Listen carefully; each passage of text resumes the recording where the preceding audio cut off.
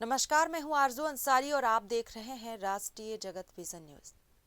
ACB EOW ने आज तड़के छत्तीसगढ़ के 7 जिलों में एक साथ बड़ी कार्रवाई करते हुए लगभग 20 ठिकानों पर छापेमारी की है। रायपुर, बिलासपुर, दुर्ग, गरियाबंद, अंबिकापुर, महासमुंद और जगदलपुर में अलग अलग टीमों ने अधिकारियों के घर, कार्यालय, निजी प्रतिष्ठान और पैतृक संपत्तियों पर दबिश दी है। ये कार्रवाई उन अधिकारियों पर केंद्रित है जो पटवारी से आरआई बने थे और जिनके खिलाफ अवैध संपत्ति व अनियमित चयन की शिकायतें लंबे समय से लंबित थी।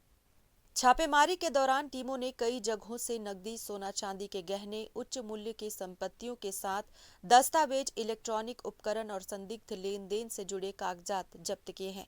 हालांकि विभाग की ओर से आधिकारिक बयान कार्रवाई पूरी होने के बाद ही जारी किया जाएगा। बताया जा रहा है कि पटवारी से आरआई बनने के लिए 2024 में हुई परीक्षा में बड़े पैमाने पर गड़बड़ी के आरोप लगे थे। 7 जनवरी 2024 को आयोजित इस परीक्षा में 2600 से अधिक पटवारियों ने हिस्सा लिया था, जबकि परिणाम 29 फरवरी को जारी हुए। नतीजों में 216 पटवारियों का चयन प्रशिक्षण के लिए किया गया, लेकिन अंततः सिर्फ 13 अभ्यर्थियों का चयन हो सका। जांच कमेटी ने 22 चयनित अभ्यर्थियों पर गंभीर सवाल उठाए थे। शिकायतों में ये आरोप प्रमुख रहा कि परीक्षा में कई अभ्यर्थियों के परिवारजनों और करीबी रिश्तेदारों को सुनियोजित तरीके से बैठाया गया।